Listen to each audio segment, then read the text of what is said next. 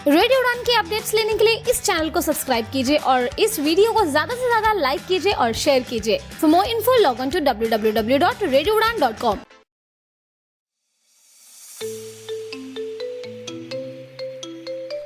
Web accessibility testing हमेशा से एक चुनौती रही है, लेकिन इस चुनौती का अब समाधान उपलब्ध है। बैरियर ब्रेक का एली इंस्पेक्ट ब्राउजर एक्सटेंशन।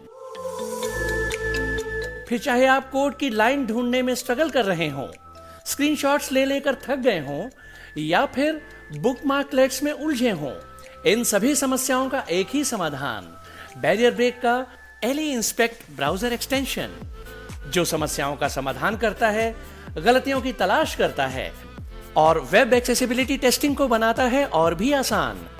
इस एक्सटेंशन को इस्तेमाल करने के लिए आज ही लॉगिन करें www.barrierbreak.com/eliinspect www.barrierbreak.com/A11YINSPECT। ये एक्सटेंशन क्रोम और एज जैसे मेजर ब्राउजर्स के लिए उपलब्ध है। बैरियर ब्रेक का Ally Inspect browser extension, web accessibility testing का उत्कृष्ट समाधान। बस कॉल करो हमारी वाणी। क्या आप दिव्यांग हैं? क्या आप अपने भविष्य को लेकर चिंतित हैं?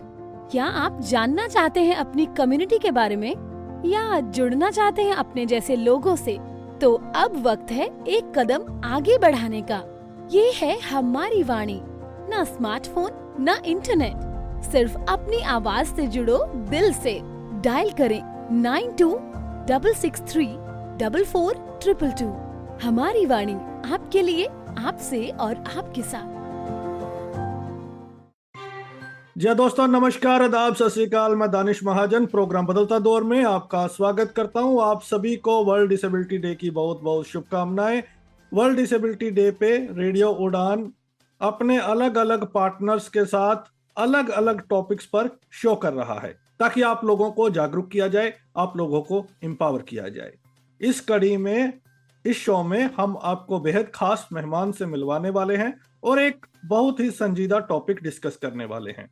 आज हमारे साथ एयू बैंक से मोहिता तिवारी जी रहेंगी, जो लीड हैं employ engagement and internal communication department में एयू बैंक के। और आपको ये भी बता दें कि AU bank world disability day पे बहुत सारे शोज कर रहा है। Making banking aware for all, इस सीरीज में लोगों को जो बहुत सारे बैंकिंग में फ्रॉड्स हो रहे हैं और फाइनेंस में, तो कैसे आप लोग उससे बच सकते हैं, किन चीज़ों का ध्यान रखना है। आपको ये भी बता दूं कि एयू बैंक जो रेडियो उड़ान की अपकमिंग कन्वेंशन है, फैशन शो है, उसमें हमारा पार्टनर है। मोहिता जी, बहुत बहुत स्वागत आपका रेडियो उड़ान पे। Thank you so much. और मैं सबसे पहले रेडियो उड़ान का शुक्रिया अदा करना चाहती हूँ कि आपने हमारे को ये मौका दिया इस दिन, international day for person with disability, जो 3 दिसंबर को मनाया जाता है, उसमें हमारे बैंक की तरफ से जो कंट्रीब्यूशन हम कर सकते हैं वो हम इस रेडियो के माध्यम प्लस दूसरी काफ़ी सारी एक्टिविटीज़ जो हम 1 से 6 तारीख के बीच में कर रहे हैं, ताकि हम बैंकर्स कैसे और बैंकिंग को लोगों तक पहुंचा सकें और उनको बता सकें कि बैंकिंग इजी है और हमें सिर्फ उसको सेफली करना है, ताकि ये जो आजकल अपन आए दिन सुन रहे हैं, पढ़ रहे हैं इन सब फ्रॉड्स के बारे में, उसके लिए जागरूक हो सके। बिल्कुल। तो सबसे पहले तो हमें यही बताएं कि 1 से लेके 6 तक जो आपके प्रोग्राम्स है, किस तरह के प्रोग्राम्स आप कर रहे हैं, कहाँ कहाँ पे कर रहे हैं? तो 1 से 6 के बीच में हम लोग, जैसा मैंने आपको बताया कि हम बैंकिंग का एक अवेयरनेस सेशन कर रहे हैं। बहुत सारे हमारे जो लोग हैं, इंडिविजुअल्स हैं जो डिसेबल हैं, उनको हम जागरूक कर रहे हैं कि बैंकिंग करें, कैसे हम सेफ रह के अपने पैसे को प्रोटेक्ट कर सकते हैं, कैसे हम पैसे को बचा सकते हैं। तो ये हमारे सारे रीजनल ऑफिसेज में करीब 22 लोकेशंस में लोग, इंडिविजुअल्स जो एयू के एम्प्लॉयज़ हैं, उन्होंने अपने आप को वॉलंटियर किया है इन सेशंस को लेने के लिए। और हमने काफ़ी सारी एनजीओज जो ये काम कर रहे हैं, इन सारे इंडिविजुअल्स के साथ, उनके साथ मिलके ये एक छोटा सा अवेयरनेस सेशन हमने क्रिएट किया है। और हमारे ही एयूआई के जो एम्प्लॉयज़ हैं वो अपने आप को वॉलंटियर कर रहे हैं। ये राजस्थान में, जयपुर में भी काफी जगह आप कर रहे हैं। ग्रेट। तो मोहिता जी, अब हमें बताएं थोड़ा सा, जब हम कहते हैं कि making banking aware for all, जब हम कहते हैं कि बहुत सारे फ्रॉड्स हो रहे हैं, तो कैसे भूमिका बांधेंगी आप? इसकी शुरुआत कीजिए। सबसे पहले तो मैं ये बताऊंगी कि हमें सबको पता है कि बैंक क्या होता है। हमें लगता है वो एक इंस्टीट्यूशन है, एक संस्था है। हाँ, वो संस्था बहुत बड़े एक शब्द होता है जिसे कहते हैं ट्रस्ट, भरोसे पे चल रहा है। हम अपने जीवन में देखते हैं कि क्या हम आज से अगर कोई अनजान इंसान 100 रुपए मांग ले रोड पर, क्या हम उसे दे देते हैं इजीली? नहीं। लेकिन जब हम बैंक के अंदर एंटर होते हैं, वो जो टेलर होता है उसको हम अपनी जो कमाई होती है उसको हम दे देते हैं डिपॉजिट करने के लिए। वो हम उस इंडिविजुअल को नहीं देते, वो हम उस बैंक को देते हैं, उस संस्था को देते हैं जो ट्रस्ट के ऊपर खड़ा हुआ है। और ये एक फाइनेंशियल इंस्टीट्यूशन है जिसको हमारा जो रेगुलेटर है आरबीआई उसे गवर्न करते हैं। और आरबीआई इंश्योर करता है कि जितने भी ये बैंक्स हैं वो स्टेबल रहें, ट्रस्ट को बरकरार रखें और अपने कंप्लायंस को बहुत बेखूबी से निभाएं, ताकि ज़्यादा से ज़्यादा लोग बैंकिंग कर सकें, उसकी जो सेवाएं हैं उनको हम यूज़ कर सकें। जो एक फंक्शन होता है बैंक का वो बहुत सिंपल होता है। एक डिपॉजिटर होता है, वो अपने पैसे जमा करता है और उस पे बैंक उसे इंटरेस्ट दे देता है। और एक इंसान, एक इंडिविजुअल जिसको पैसे की ज़रूरत होती है, उसको बैंक फैसिलिटेट करता है लोन के माध्यम से, जिसे बैंक उस पे इंटरेस्ट लेता है। तो इतना सिंपल फंक्शन होता है बैंक का। हमें, और जैसे जैसे टाइम निकल रहा है, बैंकिंग इजी होती जा रही है, कॉम्प्लेक्सिटीज कम होती जा रही हैं। पहले के बैंक और अब के बैंक में दिन रात का अंतर है। सारे ट्रांजैक्शंस हमारे कंप्यूटर पे होने लगे हैं, सारे मैनुअल ट्रांजैक्शंस बंद हो चुके हैं। तो ईज ऑफ बैंकिंग हो गई है और बैंकिंग अब सबके लिए अवेलेबल है। बिल्कुल। लेकिन जैसे जैसे बैंकिंग इवॉल्व हो रही है, इजी हो रही है, वो अपने नए चैलेंजेस ला रही है, बहुत सारे फ्रॉड्स हो रहे हैं। तो उनके बारे में बताएं कि किस तरह के लेटेस्ट फ्रॉड्स हो रहे हैं और कैसे हमें सतर्क रहना है। बिल्कुल, वो जो पार्ट है सर, मैं उससे पहले मैं आप सबको ये एक थोड़ा सा जागरूक करना चाहती हूँ कि हमारा बैंक और बाकी जितने भी बैंक्स हैं अपने देश में, वो एक जो मोटिव ले रहे हैं, वो कह रहे हैं बैंकिंग फॉर ऑल। एक्सेसिबिलिटी जो है बैंक की, जैसा मैंने आपको बोला, सिंप्लीफाई हो गई है बैंक की। तो हर एक बैंक में रैम्प की सुविधा है। आजकल जो हमारे एटीएम्स हैं वो भी ऑडियो एनेबल्ड हैं, ब्रेल लैंग्वेज से उसके जो कीपैड्स हैं वो अवेलेबल हैं। और हर एक बैंक में एक मे आई हेल्प यू डेस्क होती है जो सभी इंडिविजुअल्स को, और स्पेशली जो डिसेबल इंडिविजुअल्स होते हैं, जो एज वाले लोग होते हैं, उन सबको केटर करती है। तो ये हमारे को जानकारी देना बहुत ज़रूरी है। प्लस अभी गवर्नमेंट ने भी many, MANI, mobile aided note identifier जैसा भी ऐप इंट्रोड्यूस किया है। ये स्पेशली विजुअली इम्पेयर्ड सिटीजन्स के लिए इंट्रोड्यूस किया है। ये आईफोन प्लस एंड्रॉयड दोनों पे काम करता है। और ये सारी जो चीज़ें हैं वो हमारे को कॉन्फिडेंस देती हैं। प्लस डिजिटल बैंकिंग जो हम बात कर रहे हैं उसके अंदर UPI की फैसिलिटी है। बैलेंस क्वेरी जो हम करना चाहते हैं वो अब सारी जो बैंकिंग है वो आधार बेस होने लग गई है। तो ये सारी चीज़ें हमारे को एनकरेज करती हैं कि हम अपने आप को डिजिटली स्ट्रॉन्ग करें। और फ्रॉड्स के बारे में मैं और डिटेल में आपसे बात करूंगी, बट हमारे को सेफ बैंकिंग करना बहुत ज़रूरी है ताकि हम फ्रॉड्स को प्रिवेंट कर सकें।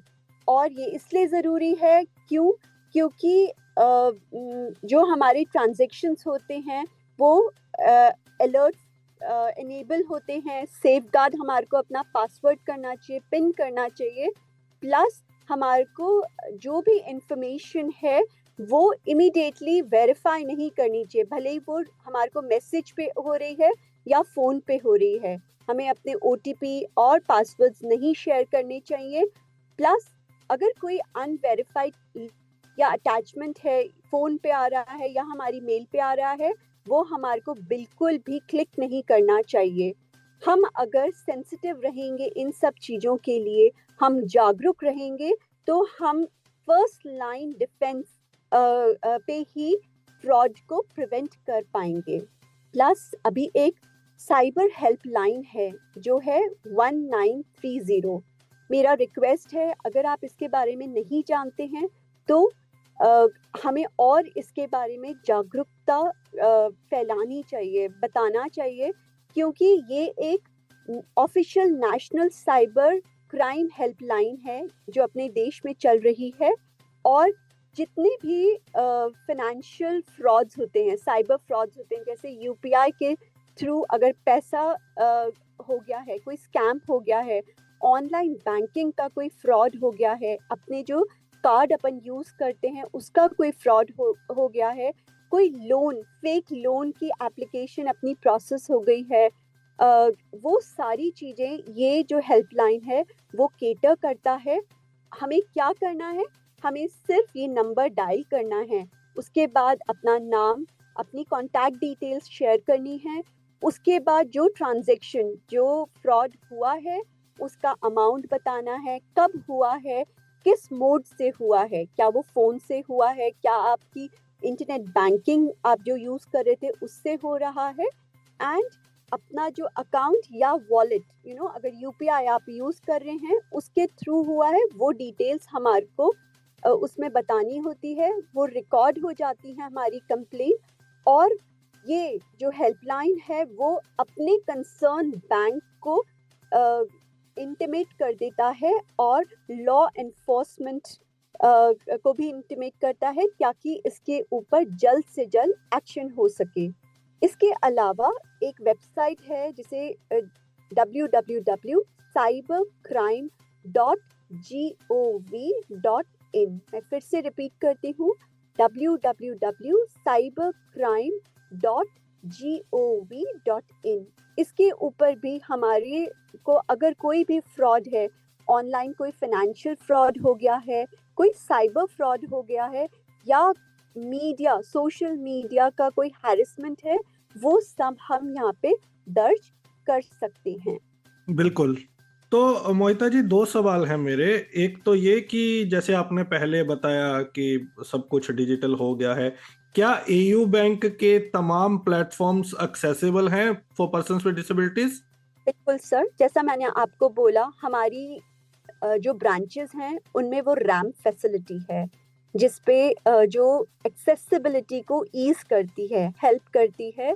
सेकेंडली, हमारे जो ATMs हैं वो टॉकिंग ATMs हैं, प्लस जो उसके की पैड्स हैं वो ब्रेल एनेबल्ड हैं।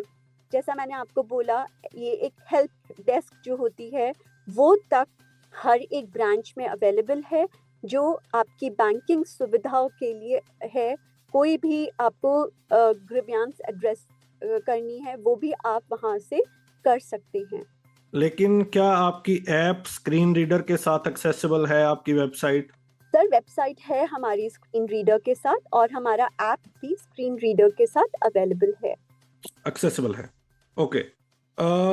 मोहिता जी, जो आपने हेल्पलाइन के बारे में बताया, बहुत सारे लोगों को हम भी जागरूक करते हैं, तो बहुत सारे लोगों का कहना है कि वो नंबर उठता नहीं है। तो आपको लगता है कि क्योंकि ये फ्रॉड्स बहुत ज़्यादा हो रहे हैं फ्रीक्वेंसी में, तो गवर्नमेंट को थोड़ा और एक्सेसिबल होना चाहिए, मैन पावर डिप्लॉय करनी चाहिए। और दूसरी बात, अब लोगों को ओटीपी की हम बात करते हैं, सोशल मीडिया लिंक, लेकिन जो स्कैमर हैं वो भी नए नए तरीके लेके आते हैं, डिजिटल अरेस्ट के करते हैं, आपको हरास करते हैं आपका डेटा लेके। तो कैसे लोगों को विजिलेंट रहना चाहिए? सर, जैसा मैंने आपको बोला, हम अपना फर्स्ट लाइन ऑफ डिफेंस जो है वो हम खुद हैं।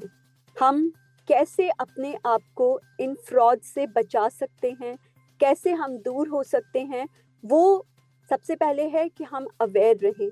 जो भी इंफॉर्मेशन है, जैसे 1930 का नंबर है, प्लस साइबर की ये जो वेबसाइट है, प्लस बैंक के भी टोल फ्री नंबर्स होते हैं, वहाँ पे जाकर हम इमीडिएटली इसको कर सकते हैं। जैसे डेबिट कार्ड का अगर कोई फ्रॉड हो जाता है तो हम हमेशा ये हमें करना चाहिए कि हम इमीडिएटली हमारा जो कार्ड है उसको ब्लॉक करवा दें, ताकि फर्दर उसको फर्दर फ्रॉड्स होने के लिए अपन उसे प्रिवेंट कर सकें। तो फर्स्ट एंड फॉरमोस्ट सर, ये हमारी रिस्पॉन्सिबिलिटी है, अपने आप को जागरूक रखें।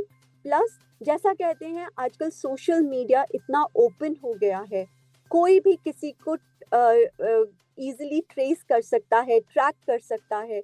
जहां आपको लगे, हमें अपने आप को पता होता है कि कौन हमारा नोन है और कौन हमारा अननोन इंसान है। तो हमारे को अपने आप को खुद को प्रोटेक्ट करना है, और कभी भी ऐसा लगे कि कोई मिसचिफ हो रही है, वहीं पे हमारे को अपने आप को सारे मेजर्स लेने चाहिए ताकि हम उस ट्रैप में ना फंसे। ऑल्सो जैसा आपने बोला कि जो हैकर्स हैं वो हमेशा एक स्टेप अहेड होते हैं, तभी तो वो ट्रैप करते हैं बड़ी बड़ी ऑर्गेनाइजेशंस को, बैंक्स को, और उनका मोटिव ही ये होता है कि वो ट्रैप करें और पूरा जो मनी, जो फाइनेंशियल ट्रांजैक्शन है, उसको होल्ड करके पूरा ले लें। तो मेरा सबसे निवेदन ये है कि हमें अपने आप को अवेयर रखना चाहिए, अपने आसपास के जो लोग हैं उनको भी उतनी ही जागरूकता एक दूसरे के थ्रू देनी चाहिए। जैसे हमारे पास कितने सारे पूरा दिन कॉल्स आते हैं जो अननोन, आजकल फोन्स का जो कंपनीज हैं वो भी अपन को एक वार्निंग दे देते हैं कि ये सस्पेक्टेड स्पैम्स हो सकते हैं। तो हमारे को कॉशियस रहना चाहिए।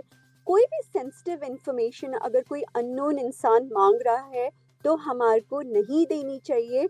ऑल्सो जितना ये जो लिंक्स होते हैं वो हमारे को 10 बार सोचना चाहिए उसको क्लिक करने के लिए। ईमेल्स जो आ रहे हैं वो कैसे आ रहे हैं, क्योंकि आजकल हमेशा स्पैम मेल्स ज़्यादा आते हैं रादर देन रेलेवेंट मेल्स। तो वो हम सिर्फ अपने आप को प्रोटेक्ट कर सकते हैं।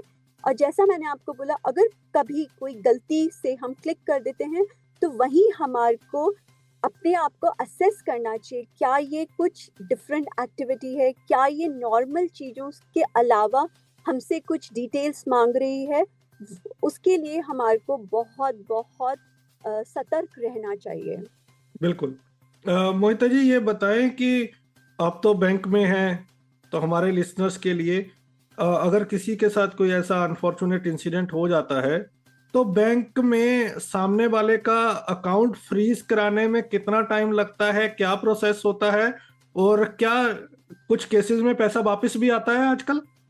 तो मैंने आप जैसा बोला आपको कि अगर इन केस कोई डेबिट का अलर्ट आता है, आपने वो कार्ड यूज नहीं किया, कार्ड आपके पास है और एक मैसेज आता है, आप इमीडिएटली हमारे को अपने बैंक के टोल फ्री नंबर पे इसको ब्लॉक करवा देना चाहिए। और जो आपका प्रश्न था कि क्या इमीडिएट एक्शन लेता है बैंक, इमीडिएट एक्शन लेता है। अपने टोल फ्री नंबर पे जब हम कॉल करते हैं बैंक के, इमीडिएटली हम उनको वो हमसे कुछ डिटेल्स वेरीफाई करते हैं और हम उनको पूरा अपना नरेशन दे देते हैं कि कार्ड मेरे पास था और ये ट्रांजैक्शन इतने रुपए का मेरे अकाउंट से अभी अभी मेरे पास डेबिट हुआ है, आप प्लीज़ मेरा कार्ड इमीडिएटली ब्लॉक कर दें। जैसे ये होता है बहुत सारे केसेस में इमीडिएट ये होता है, आप एक्शन लेते हैं, 24 आवर्स से 48 आवर्स तक वो ट्रेसिंग होके पैसा वापस भी आ जाता है। कभी अमाउंट बहुत ज़्यादा होता है तो डेफिनेटली जो रिड्रेसल मैकेनिज्म है उसके ऊपर हम एड्रेस कर सकते हैं। प्लस आरबीआई का भी एक ग्रीवियंस मैकेनिज्म है, रिड्रेसल, जिसे आरबीआई सीएमएस कहते हैं। इसमें भी हम ऑनलाइन अपनी कंप्लेंट को लॉन्च कर सकते हैं। ये बैंकिंग एंड पेमेंट जितने भी इश्यूज होते हैं उनके को वो ट्रैक करता है और बराबर हमारे को उसकी प्रोग्रेस जो कंप्लेंट हुई होती है, दर्ज हुई होती है, उसकी भी प्रोग्रेस को वो अपडेट करते हैं कि अभी आपकी प्रोसेस ओपन है, कहाँ पे वो पेंडिंग है, उसके बारे में भी पूरी इंफॉर्मेशन इस पर्टिकुलर साइट वो है www.cms.rbi.org.in। तो बहुत प्रोएक्टिवली बैंक्स भी इन फ्रॉड्स को बचाने के लिए, पैसे को सेफगार्ड, कस्टमर के पैसे को सेफगार्ड करने के लिए बहुत प्रोएक्टिवली काम कर रहे हैं। आपने 3 मैकेनिज्म बताए हैं। एक 1930 जो साइबर की कंप्लेंट्स को हैंडल करता है, स्पेसिफिक डिपार्टमेंट। एक बैंक के अपने ओन चैनल्स और तीसरा आरबीआई। सबसे पहले हमें कहाँ जाना चाहिए? बैंक में। अपना बैंक जो है सबसे पहले हमारे को वहां पे अप्रोच करना चाहिए। सर, ये दो जो हैं डेफिनेटली आरबीआई रेगुलेट करता है, लेकिन आरबीआई में हमारी जो कंप्लेंट, अगर हमारा बैंक वो कंप्लेंट नहीं सुन रहा है और within the specified TAT जो भी उस पर्टिकुलर कंप्लेंट का होता है, अगर वो फुलफिल नहीं करता है तो बैंक के ऊपर आरबीआई एक्शन ले सकता है। इसलिए सबसे पहले हमारे को अपने बैंक को अप्रोच करना है। वहां से अगर हम डिससैटिस्फाइड होते हैं, ये 1930 जो है वो गवर्नमेंट का नंबर है, तो वहां पे भी हम लॉन्च कर सकते हैं। सेकंड आरबीआई में करें, और थर्ड 1930 जो गवर्नमेंट ने सेटअप किया है साइबर सिक्योरिटी के फ्रॉड्स को कंट्रोल करने के लिए, वहाँ पे हमें करना चाहिए। बट फर्स्ट एंड फॉरमोस्ट सबसे इम्पॉर्टेंट है कि हम बैंक में करें, टोल फ्री नंबर जो अपना कस्टमर केयर का नंबर होता है वहाँ कॉल करें, जो आपका रिलेशनशिप मैनेजर होता है वहाँ पे जाके आप मतलब उनसे आप कांटेक्ट कर सकते हैं। अगर बैंक आपका नियर बाय है तो आपको इमीडिएटली बैंक में जाकर भी इसको कंप्लेंट को दर्ज करना चाहिए, क्योंकि हर एक मैकेनिज्म से एक कंप्लेंट नंबर दर्ज हो जाता है जो हमारा 1 पॉइंट रेफरेंस नंबर होता है, जो हम दूसरे प्लेटफॉर्म्स पे यूज कर सकते हैं। कुछ और खास जिनका हमें ध्यान रखना चाहिए? सर, मैं तो आप सबसे और सब एज अ बैंकर ऑल्सो मैं सबसे यही जागरूकता के लिए बोलती हूँ कि अपने आप की सेफ्टी अपने हाथों में है। तो अगर हम अपने आप को सेफ रखेंगे, अपने आप को अवेयर रखेंगे, तो हम कलेक्टिवली ये जो इतने सारे फ्रॉड्स हो रहे हैं उनको रोक सकते हैं और बेटर बैंकिंग को हम प्रमोट कर सकते हैं। बहुत सारे जो फोन्स है वो ऐसे भी आते हैं कि हम आपके बैंक से बोल रहे हैं, आपका ये है, वो डेटा ले लेते हैं। तो ये पहचान कैसे करनी है कि ये बैंक की ओर से ऑथेंटिक कॉल है या नहीं?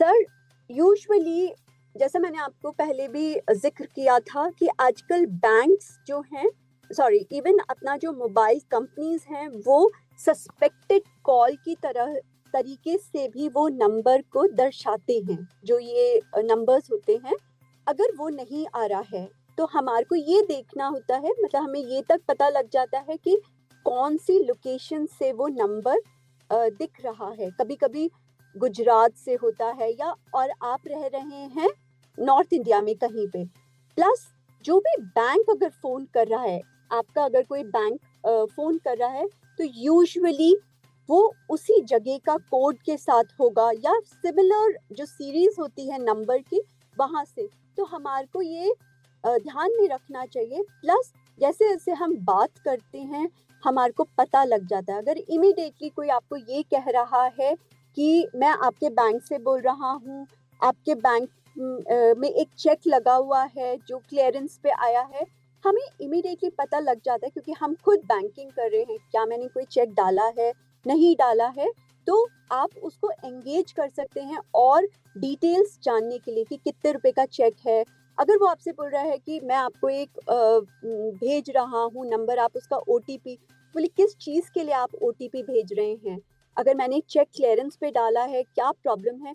जैसे जैसे क्वेश्चंस होते हैं उनको हमारे को अपनी प्रेजेंस ऑफ माइंड से उसके ऊपर रिएक्ट करना चाहिए। हमारे को पैनिक नहीं करना चाहिए, हमें प्रोएक्टिवली उनको अपनी सोच और समझ से उनको रिप्लाई देना चाहिए। और इमीडिएटली, जैसे क्योंकि जो ये हैकर्स होते हैं उनके पास भी कुछ सेट क्वेश्चंस होते हैं, अगर हम उन सेट क्वेश्चंस को ब्रेक कर दें तो हम we can win over that particular hacker.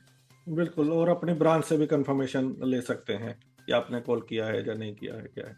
बात हमारे को बैंक में फोन करना है अपने रिलेशनशिप मैनेजर को कि क्या आजकल आपका बैंक ऐसे रैंडम कॉल्स करवा रहा है क्या, उससे पता लग जाएगा कि ये फ्रॉड किस तरीके से प्रेवलेंट है। प्लस बैंक भी विजिलेंट हो जाएगा अगर ये जो वो रेगुलरली आ रहे हैं उनके कस्टमर्स के लिए।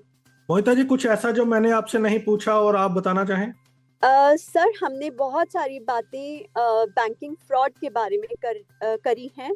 मैं सिर्फ अपने लिसनर्स हैं उनको ये बताना चाहती हूँ, क्योंकि मैं एयू बैंक से हूँ, मैं एक छोटी सी जो हमारे बैंक की जर्नी है, अगर आप मुझे इजाज़त दें तो मैं वो थोड़ा सा बताना चाहती हूँ। बिल्कुल बिल्कुल। तो 1996 के अंदर एक पर्सन जिनका नाम है श्री संजय अग्रवाल जी, उन्होंने एक ड्रीम देखा और वो ड्रीम था अपना एक व्हीकल फाइनेंसिंग कंपनी स्टार्ट करने का। शायद हो सकता है 1996 में कभी उन्होंने सोचा नहीं होगा कि इस 30 साल की जर्नी में वो एक इतिहास क्रिएट कर देंगे। और वो इतिहास ऐसा हो गया है कि एक फाइनेंस कंपनी जो एक नॉन बैंकिंग फाइनेंशियल कॉरपोरेशन था, वो एक स्मॉल फाइनेंस बैंक बना 2017 के अंदर।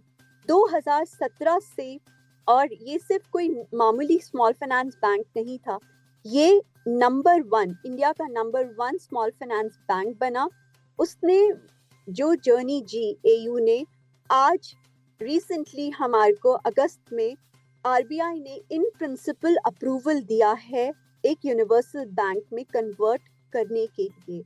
और मैं ये भी बताना चाहती हूँ अपने श्रोताओं को कि एयू स्मॉल फाइनेंस बैंक एक इकलौता स्मॉल फाइनेंस बैंक है जिसको फर्स्ट स्मॉल फाइनेंस बैंक है जिसको ये परमिशन मिली है, ये इन प्रिंसिपल अप्रूवल मिला है to be a universal bank.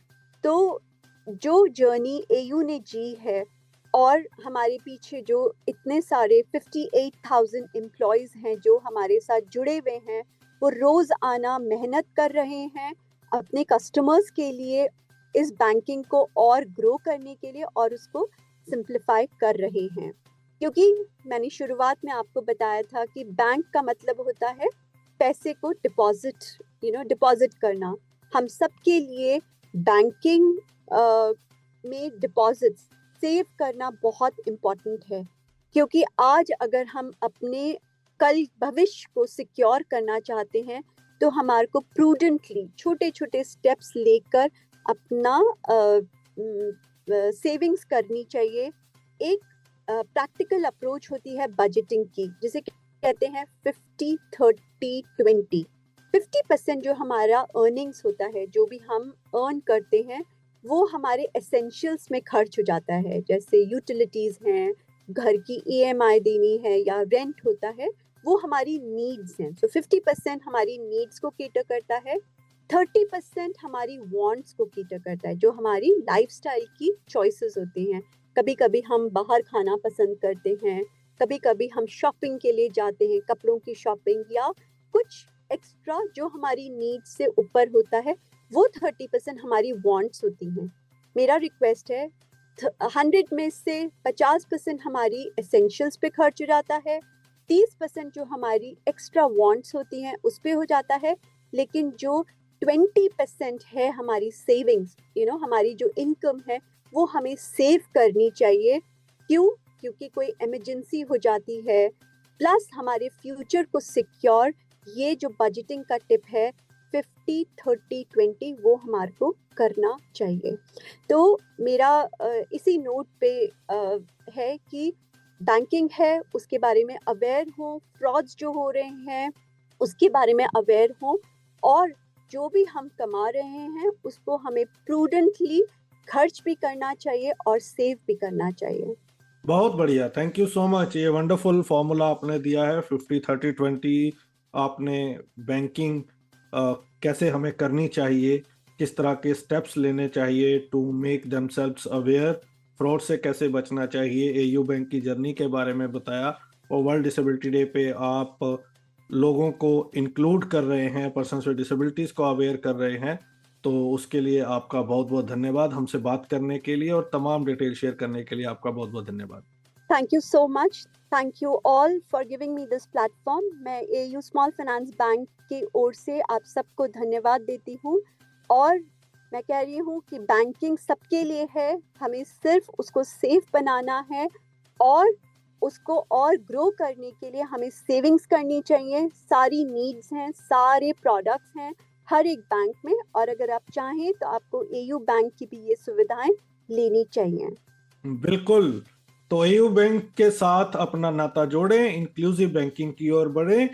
तो आपको हमने डिटेल में ये world disability day AU bank special episode, जिसमें हमने making banking aware for all series के अंतर्गत ये एपिसोड सुनवाया, ताकि आप जागरूक रहें, सतर्क रहें, अपने पैसे को बचाएं और कैसे सेविंग करनी है जो आपके उस समय काम आ सके जब आपको बहुत जरूरत रहती है। अगले सप्ताह मुलाकात होगी किसी और पर्सनैलिटी के साथ। दीजिए इजाजत, सुनते रहिए radio Udaan flight of life. Bye bye. वैसे तो आपको हर चीज में प्रोटेक्शन चाहिए। धूप में निकलने से पहले सनस्क्रीन के साथ रेडी होते हो, क्रिकेट खेलने से पहले नी पैड्स लगा लेते हो, और सोने से पहले मच्छरदानी लगा के सोते हो। तो फिर बात जब हाथों के जर्म्स की हो, तब प्रोटेक्शन गायब क्यों? इसीलिए सैवलॉन स्वस्थ इंडिया कहता है, अगर जर्म्स और बीमारियों से रखनी हो दूरी, खाने से पहले हैंड वॉश जरूरी।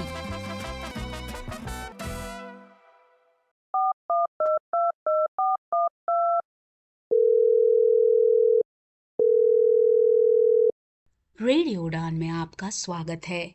आज का शो है चौंक गए आप भी? आपने सही समझा। अब रेडियो उड़ान सुने फोन पर भी, वो भी बिना इंटरनेट के। कैसे? श्रवण ऑडियो लाइब्रेरी के साथ। डायल करें 0807117521 पर। इंस्ट्रक्शंस फॉलो करें और सुने आपका अपना फेवरेट शो रेडियो उड़ान, अ फ्लाइट ऑफ लाइफ, अब एक फोन कॉल दूर। Shravan Audio Library is an initiative by National Association for the Blind Delhi in association with United Way Delhi.